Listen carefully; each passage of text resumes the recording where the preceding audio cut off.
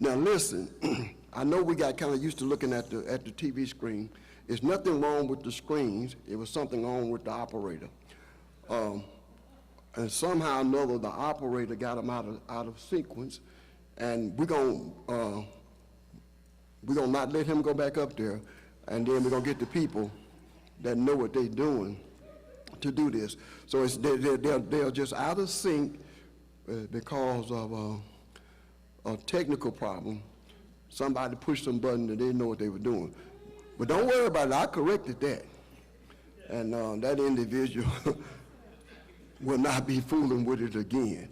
All right, confession is good for the soul. But this morning, Sister Betty's going to come and she's going to facilitate our Sunday school this morning. I'm going to step out for a minute and be in new members orientation. But then, so if I'm not back, we just go ahead and get ready for our morning worship. Amen? All right, Sister Betty's coming. Good morning, good morning, good morning. Okay. So good to see everybody this morning. And so first we're going to go to God in prayer. Dear God, we just want to thank you for this day, for this beautiful Sunday Father's Day. We want to thank you for your love, for your grace, for your mercy, and for these fathers. I want to thank you for my father and the lessons that he taught us. And we don't grieve in the fact that many of our fathers are not with us, but we thank you, God, for the fathers that we had and for the lessons that we learned from them. And we thank you for all of the men in our lives that stepped in to become fathers. So we want to ask you to give these fathers strength, to encourage them, and when they see some little fatherless child, that they will step up and be fathers. We want to thank you for this lesson that we have on faith and encouragement. This we ask in Jesus' name, amen. Okay, when we look at this lesson, I guess I should turn to it right in my Sunday school book, that'll help. Daphne, my friend Daphne, said, why are you always on the wrong lesson? But I'm on the right one this Sunday, Daphne. I'm on the right one. We talk about Jonathan attacks on the Philistine outpost. And when we look at this lesson, this series on the lessons that we have now, this quarter is focused on people of courage. And what we know is that God that gives us courage abundantly. He asks us to have courage, and then he gives us courage abundantly. And this lesson deals with individuals of valor. And so what we see here is that when you have God plus one, our Sunday school lesson says that when you have God plus one, sometimes that's enough, right? Because God plus one is the majority. And so what we see in this quarter's lesson, we look at Joshua, and then, Joshua, his prayer that for the sun to stand still, okay? And so he won his battle. And then we looked at Gideon. All the times when God calls us to be people of courage, it's not always the mighty and the strong, right? Because God is victorious, and he uses those that are available to be used. And so we see that Gideon destroys the altar, the Baal altar. And so we see the blessings of abundance through what God achieved through Gideon. And then today we're looking at Jonathan's attack on the Philistines' outpost. Now when I look at this, these lessons are not easy lessons. You can't start studying on a Saturday night and get these lessons. You got to go back, you have to cross-reference and all those types of things.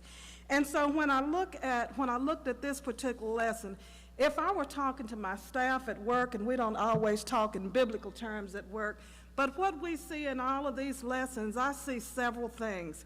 I see one thing, what I would say to my staff, mind your business. I see in this lesson, mind your business. And then I see also, stay in your lane. When we step outside of our lane, sometimes we step out of the will of God. And so when I first started reading these lessons and reading the scriptures for the lessons, I kind of slightly forgotten it so much in the Bible. I'm thinking, okay, what was Saul doing? We know that Saul was the first king of Israel. and that they had been without a king, and they had gone to Samuel and asked for a king, and God said, grant them a king. And so we see that Saul steps out of line, and so he has some challenges and things with that. Now, Pastor told you, what I do is I don't teach a lesson, you teach the lesson, we facilitate a lesson, and so we see here that oftentimes, well, all time, I say all times, that in this lesson I see another thing. Another theme is wait on God. When we step out of alignment with God and we take things into our own hands and fail to wait on God, it doesn't turn out the way that it needs to turn out, right? And so that's what happened to Saul, but we have victory.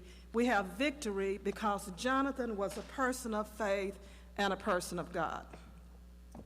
And so I'll go to the lesson, but we're going to need to go back to chapter 13 for just a minute, and some of you will help us with that. So we're going to go back to 13, but I'm going to go ahead and go into 1 first. And so it says, now it came to pass upon a day that Jonathan, the son of Saul, said unto the young man that bare his armor, come and let us go unto the Philistines' garrison that is on the other side, but he told not his father.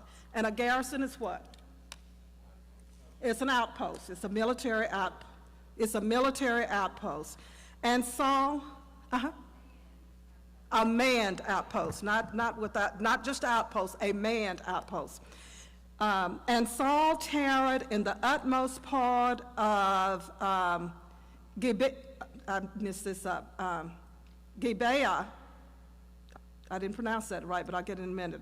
Under a pomegranate tree. Now, Saul was sitting under a pomegranate tree, probably eating those pomegranates, which is in migraine, and the people that were with him were about 600 men. About 600 men. And Ahiah, the son of Ahitub, I looked up all these words and I'm not messing them up.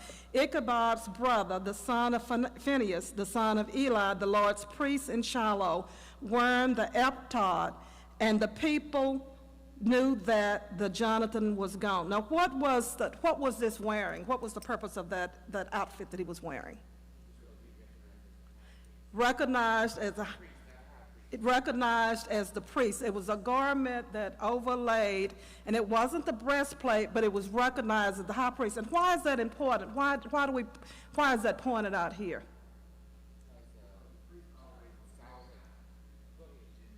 Because what? The priest was recognized. And then something else.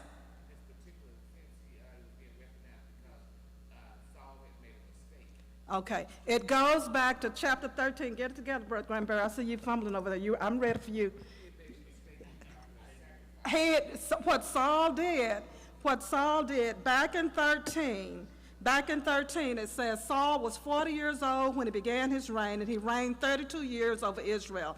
Now Saul chose himself 3,000 men of Israel, of which 2,000 were with Saul at Michmash and in the hill of Bethel. And so you had 1,000 men there. And then it goes on. Saul went against Samuel. Samuel was to come and to be with him, and he didn't come on time. So Saul decided to do what? To make a sacrifice. And that's a what? An unofficial sacrifice. Okay. He decided because that's my point. Stand in your lane. He got out of his lane, right? And so this is relevant to this lesson right now. Saul got out of his lane. Samuel didn't come on time, so he decided that he was going to do the sacrifice himself. Okay, so what was the sacrifice? What was the issue with the sacrifice? I'm asking you, Ms. Foreman.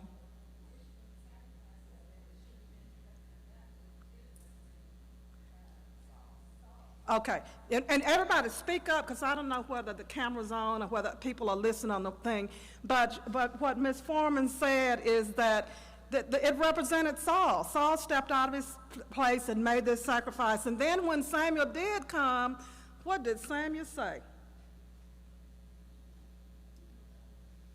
Oh, he said, "What have you done?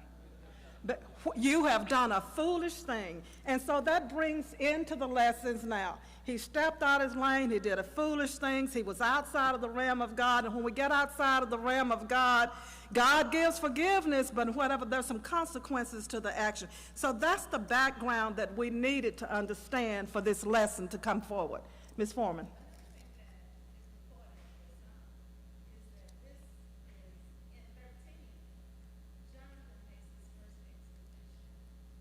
He makes his what? His first battle. Okay, let's see. We got microphones, and sometimes we need to pass those the microphone. And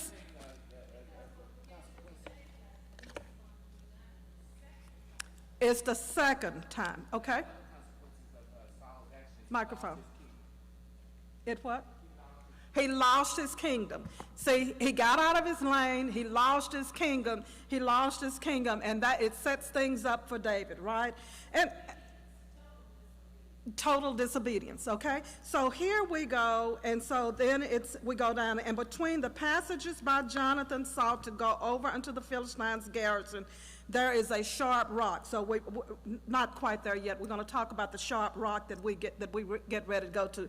So Saul, at that particular point, because he did what he did, he lost his kingdom, and he's going to later lose his life, right? I mean, that's not in our lesson for today, but you read on, and he and his sons, including Jonathan, they will lose their life. So that was setting up for this lesson.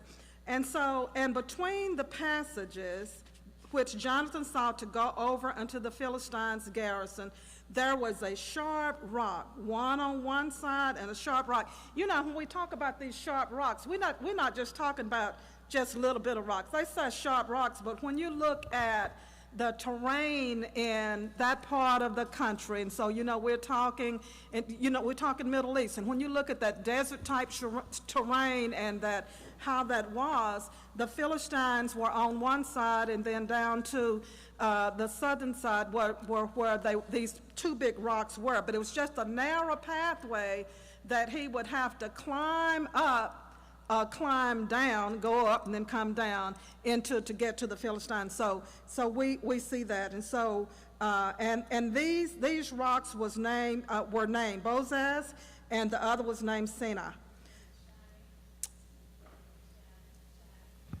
They were shiny. Okay, I missed that part. She says they were shiny.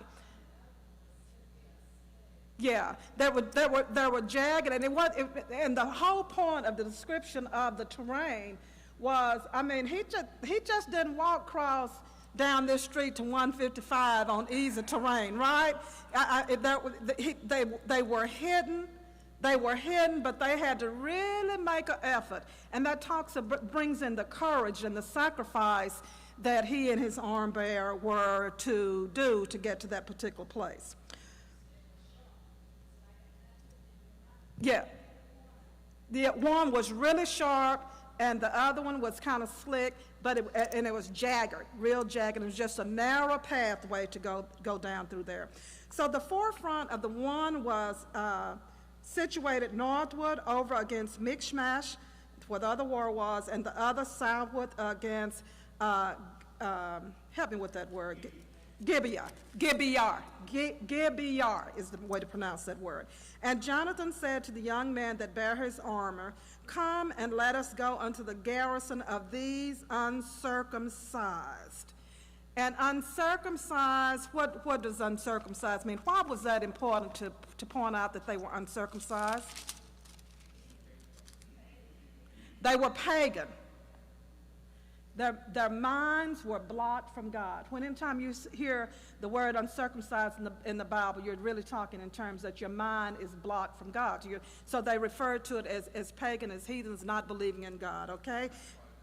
Not part of the chosen people, okay? And so it may be that the Lord will work for us. Now, Jonathan wasn't presumptuous, was he? He's going to wait on the Lord. He was going to wait on the Lord for a sign. For there is no restraint to the Lord to save by many or by few. Because it gets back to with God, with just one, you and God, you become the majority because the all power of God, right? And that's what Jonathan was counting on. And so with this, it's not in this particular lesson, but for me, you just can't give me just a few words and I buy it. I got to know the who, what, when, why, and where. And so it takes me forever and a day. I don't know how these folks teach Sunday school lesson week after week after week. I just couldn't do it. Because it takes me, but before I even get to the lesson, I got to know all the who, what, why, and I got to go back from Genesis to Revelation to just focus on one point, and I get lost in all of that. But when you look at Jonathan and when you look at Saul, Saul was something special, wasn't he? So sometimes we ask for something, it's not what we really want of God. It's not what we need. Maybe what we want, but it's not necessarily what we need. And so in looking at Saul, where did Jonathan get all of his faith? Did it come from Saul? Jonathan got out of what had been done in history. Jonathan knew the past things that God had done for his people. And he stood.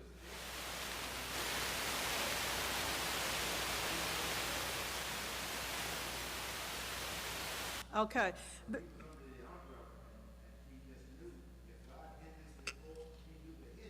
He knew the history, and when I have friends of all different religions. I used to have dinners and parties at my house and in Austin, and so we would have all these different religions, and my husband and I would make it a point to know that if we were serving our Jewish friends and we had some friends from the Middle East there, that we didn't put the pork on the same pan. We learned the history of how to host these individuals. So they teach. They really teach, and that's one of the things when I think it's just heartbreaking for this pandemic to not see that our children are here being taught, because that teaching every part of their life is just really important, right? So he knew the history. And what else, Daphne? What else?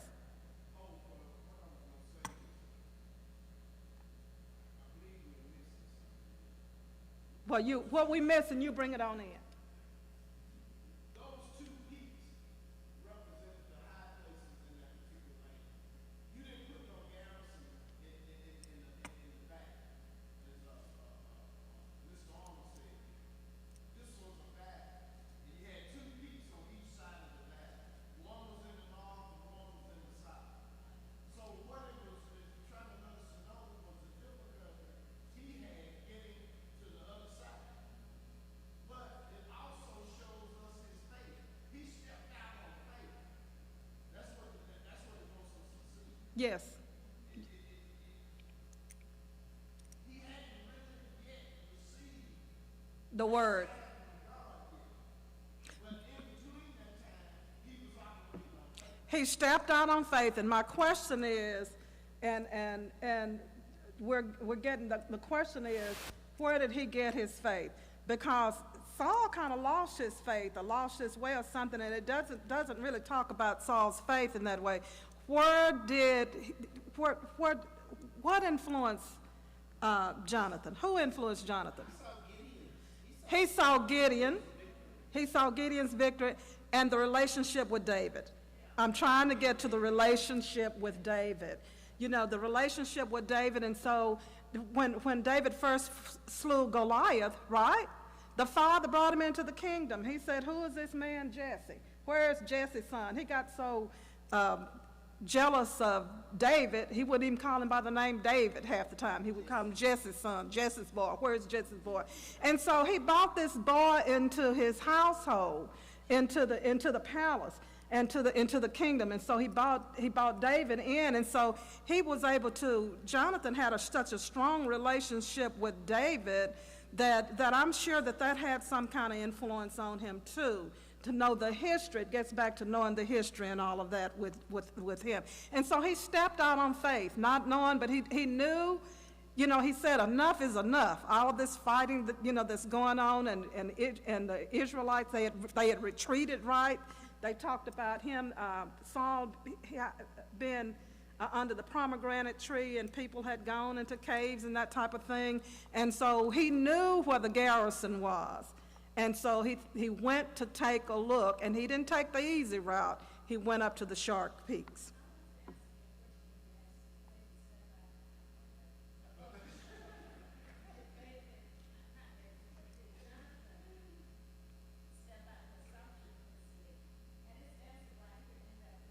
Give her the mic, please.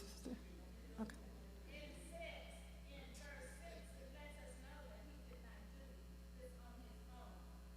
When you look at it, it says, it may be that the Lord will work for Us. Uh-huh. No, he didn't do anything on his own. He stayed in his lane and he waited on God. He waited on God. He said, and Jonathan said to the young man that bare his armor, come and let us go over unto the garrison of these uncircumcised. It may be that the Lord will work for us, for there is no restraint to the Lord to save by many or by few. He knew that they were outnumbered. He knew that he was outnumbered. He knew that the Philistine was a great and mighty army. It goes back to 13 to tell you the numbers, that even if he'd have had all of Saul's army, it was so minor in comparison to the Philistines. And then what else about the Philistines versus the Israelites? Well, they became confused, but we're not there yet. They had no weapons, right? You know, they had no weapons. I mean, you're talking about, and when you look at it, it's not a vast territory when you look at the maps and whatever, but it says, in the scripture, it says that Saul and Jonathan was the only two with weapons, right? In all of that, they were the only two with weapons, and the Philistines there was no blacksmith in Israel. Did y'all read that? There was no blacksmith in Israel. So if there's no blacksmith in Israel, you know, back in the day, I don't know who makes the guns and all that kind of stuff now, but back in the day, blacksmiths, those were the kind of weapons and things that you were using. So there were no blacksmiths, so Saul had his little few and Jonathan, but for the most part,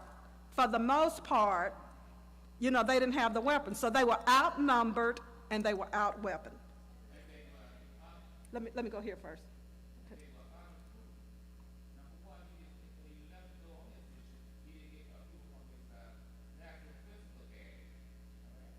Right.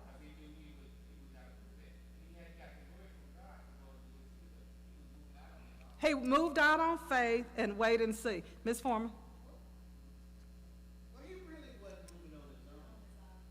He already felt that the Lord was leading him, even though the Lord hadn't physically said, you go, but, and that's what we have to do sometimes. As God is leading us in a certain direction, we have to trust him and say, okay, Lord, this is you. But I'm going to get over here, but before I do anything, I need you to confirm it once I get here. Yeah. I'm moving by your increment. And then we got to invite God in. We can't step out. We can't step out on our own. And that's what Saul did. And the reason that Saul stepped out on his own. He had directions as to what to do in 13, but he stepped out on his own. Okay, those are good points. Anybody else? I need to be watching. I didn't even wear a watch, but there's a clock. So y'all keep me 15 till we need to be bringing it to an end.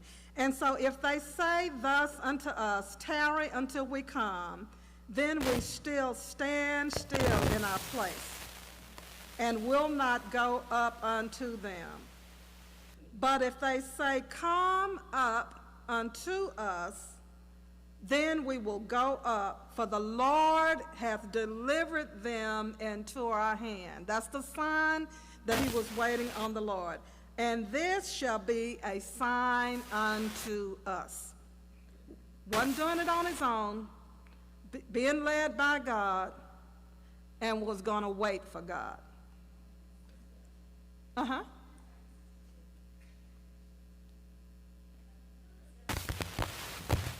I can't hear you. Verse 7, and his armor bearer said unto him, do all that is in thine heart, turn thee, behold, I am with thee according to our heart. You know, that's leadership, right? That's leadership. And so when you are a good leader and a great leader, I mean, I've led many groups of people, and at first they don't necessarily trust you. They don't trust you necessarily. They're watching, waiting, and seeing. But when they see that you have their best interest at heart, when they see that you are capable, that you're respectful, and you're God-led, and this man had such faith in Jonathan, his armor bearer, that he said, I am with you. I go with you. I know that you believe in God. I know that you're following the God. Because who would go with Jonathan? You'd be by yourself.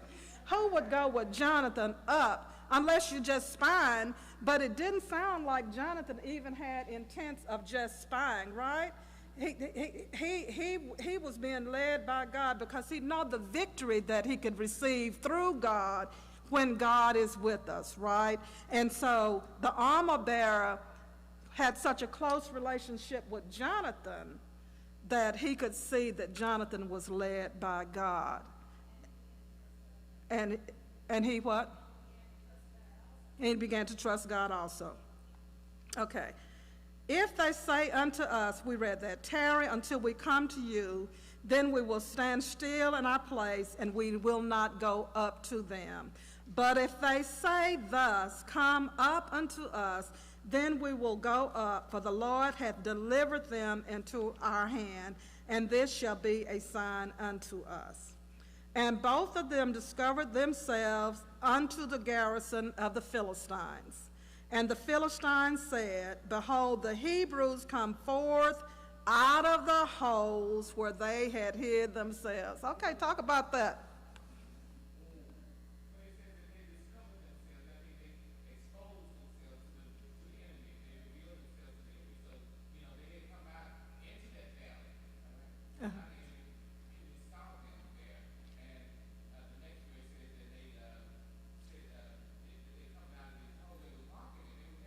Making fun of, taunting them.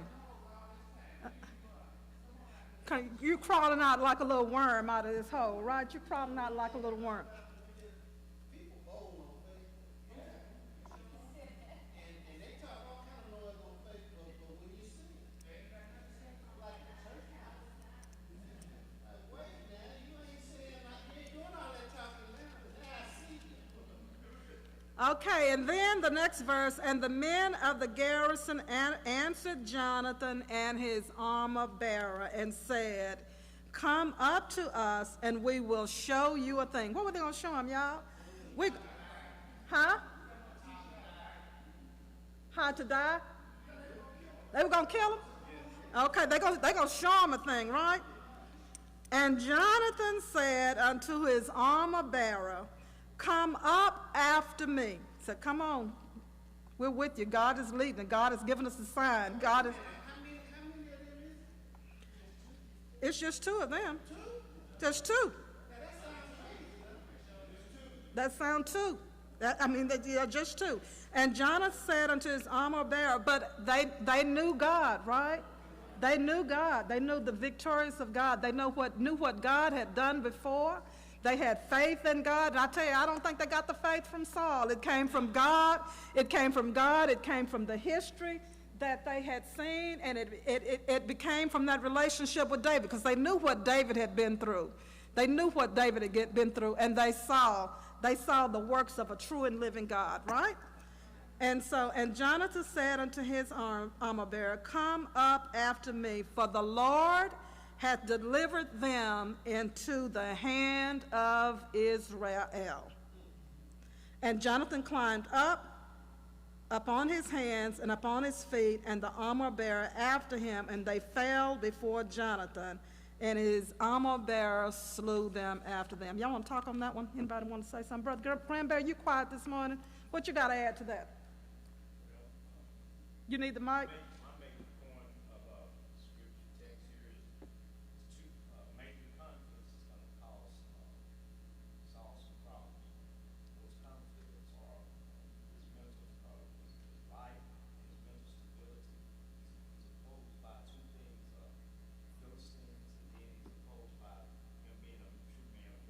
Okay. Those things are going to work against Saul. But Jonathan here, he's more trying to have a heart that a man of God would have. So he's going to prevail because of his heart, or because of valor. It's kind of a guerrilla-like type warfare. Right. Okay, did y'all hear what he said? Very good points. Did you hear what he said? Basically he's saying that Saul had two things going against him. First of all, he didn't have the faith of Jonathan, right? He didn't have the faith of Jonathan. And the second point was his mental status and whatever. I mean, he had a jealous heart. When you go back and look at what he was trying to do to David, David was working in God's and had all these victories and whatever, and he's still trying to get David killed. David is working in the best interest of the people, and he's trying to get David killed, trying to get his son to do all kind of things and get David killed. Who does that? You know, who does something like? Yeah, yeah. A dark heart, a dark heart. When you can't lead for long, you can't lead for long, right? With a dark heart, we've seen that. You can't lead for long at some point because righteousness is going to stand, and so then you have Jonathan, that Daddy's influence, and Jonathan tried to influence Saul and in a way to protect David and whatever, but Saul just wasn't hearing it because Saul was about having the glory himself and taking the glory himself even into this lesson. Here his son has done these great things. Now, if I'm doing great things, the daddy I had, he's not going to ever try to edify himself, and he was going to always push his children up. That's what daddies do, right? So something is wrong with Brother Saul that first of all, the people wanted him appointed, wanted a king, and it wasn't really God's divine thing to give him a king, so they got a king. Like we had just a few years ago, when the people think they want something different and whatever, and then you get what you got. Those types of situations, it's all, and Miss Green always tell us, it's in the divine plan. She's always telling when something happens, it's in the divine plan.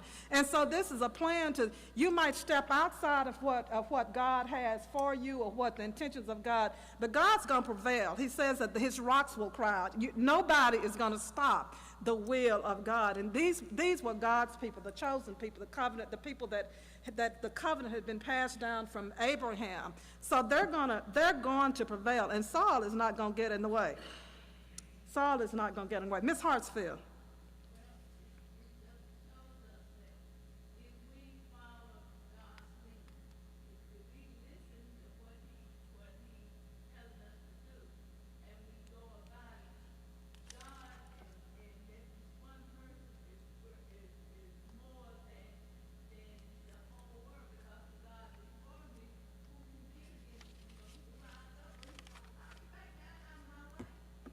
Yeah, you might do what you're gonna do for a little while. We just waiting and seeing right here in the United States of America, right? Just wait and see as to what the end's gonna be.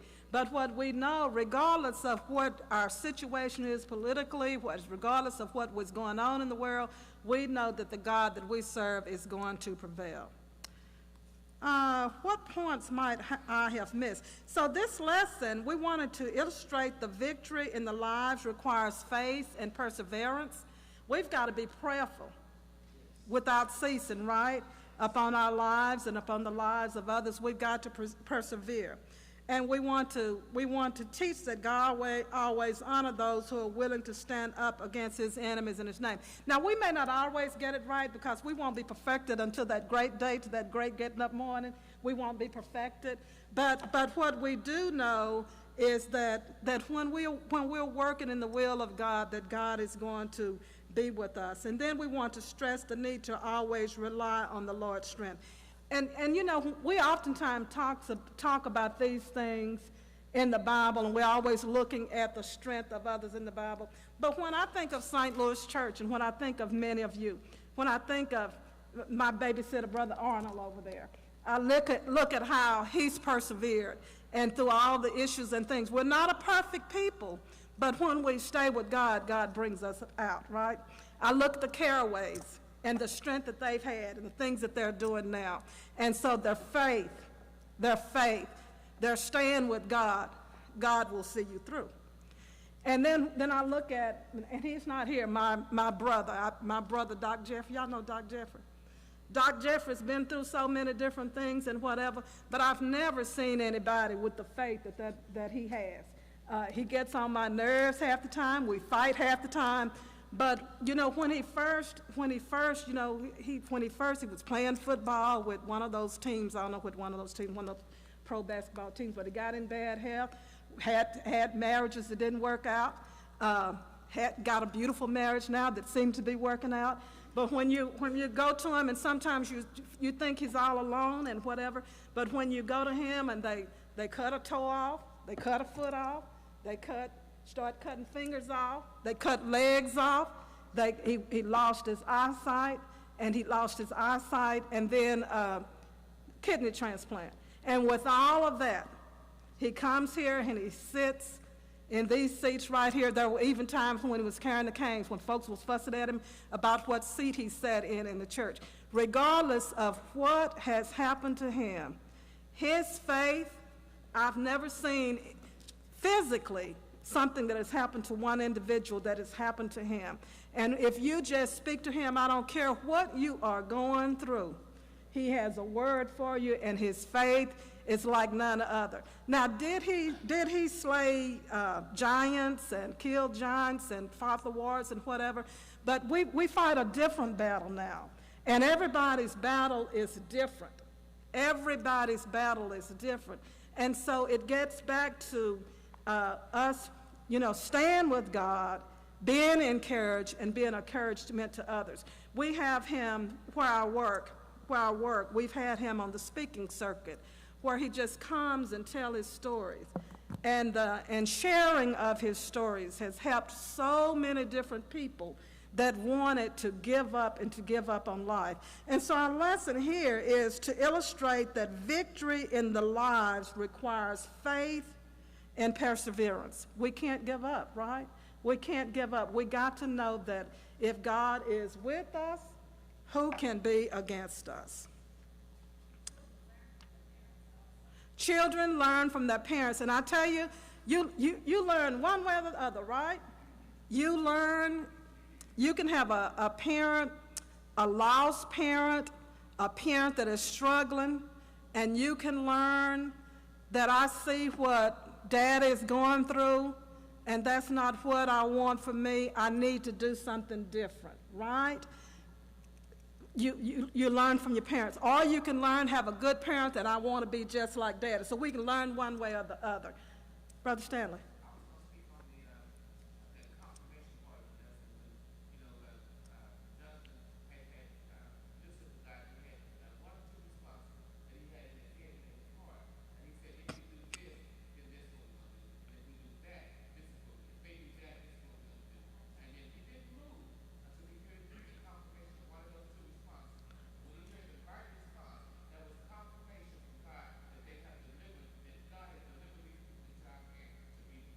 And that what, and so, and with that confirmation, the confirmation that he knew was of God, because see, we go into everything for prayer.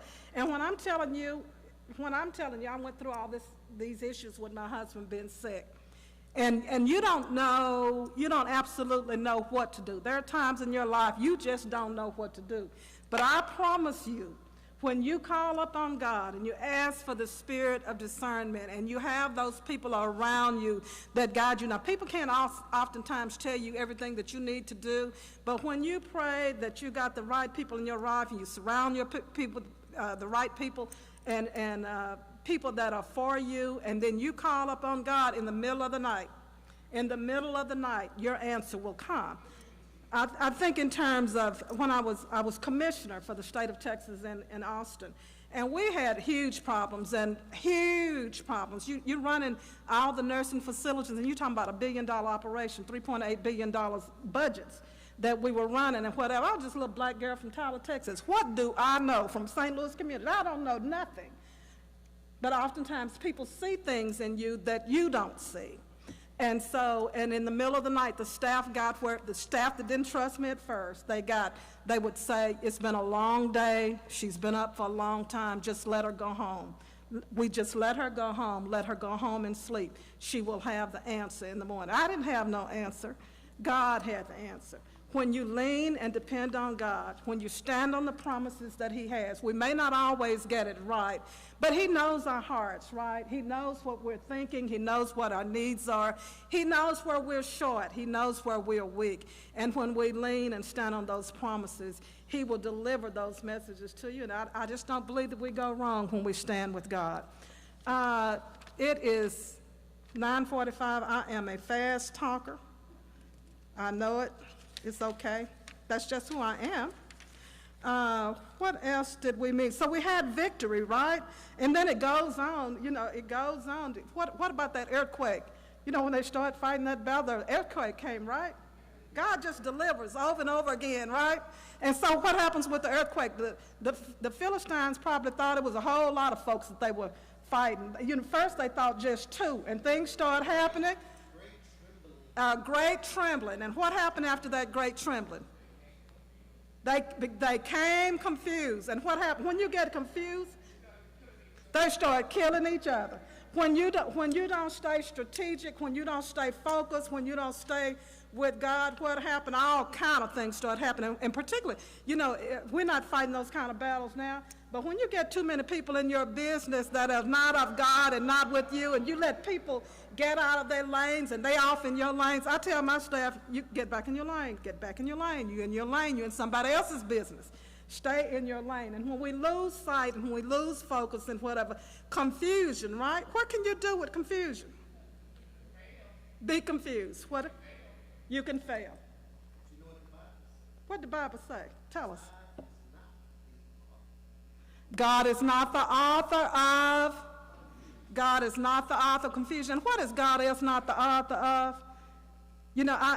People were talking to me, I'm scared about this, I'm fearful about this. I'm not fearful of anything. Now, but a snake, I am fearful of a snake.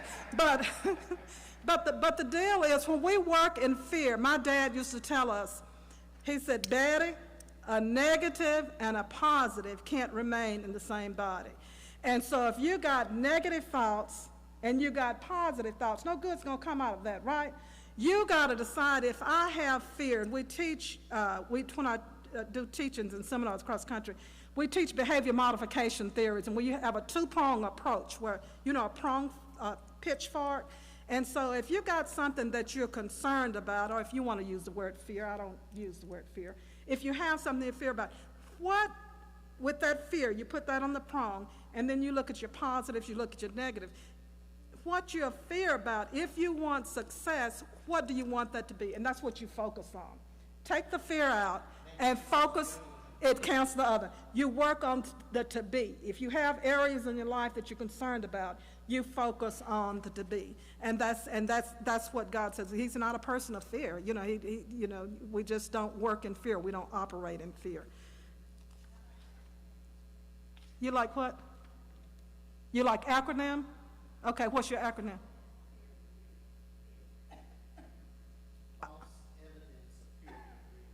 False evidence appearing real. Okay. Let's see, what else did I leave out? Did I leave out anything? Miss Green, my riding buddy, Miss Green, my ride die, Miss Green, Miss Carolyn, did I leave anything out? I did a good job?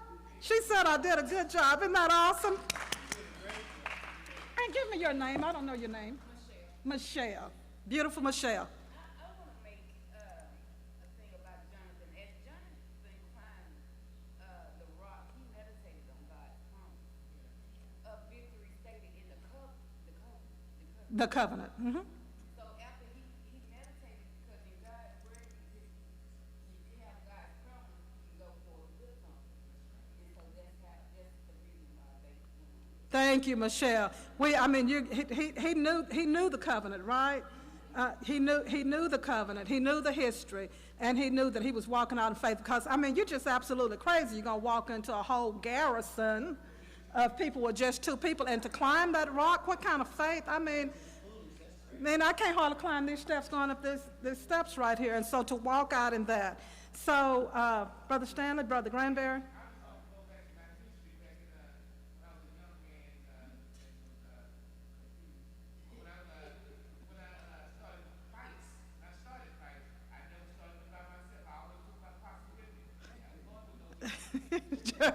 Not going with just one. Okay, Brother Granberry. Yes, I'm just thinking here, all of this is because of the obedient heart. If you look at 14:7, you'll see where it says that the armor bearer said, "Unto thee that thine heart and thine, behold, I am according to thine heart." So this is based on Jonathan's heart. Based on Jonathan's heart, because Jonathan's heart was a heart with God, right? He was aligned with God. He'd seen what God had said for to do. I believe we have covered this. Oh, yeah, he knew that his father's heart, I mean, he knew back when with his relationship with David. He knew that David was with God, and he tried with his father. He tried to be respectful. You know, he tried to be respectful of the father's heart. He was respectful, even not telling him that he was going. You know, he was respectful because he went with God. He was following the heart of God. I'm going to leave with that. Brother Swan, you're sitting over there. Do you have anything to add with this lesson? Great job. All right. Thank y'all. May God be with you, fathers. Happy Father's Day. And for those of us that are without fathers, we don't mourn. We're just thankful for God for the fathers that we've had. And we want to encourage everybody to just have a glorious and joyous day. Thank you.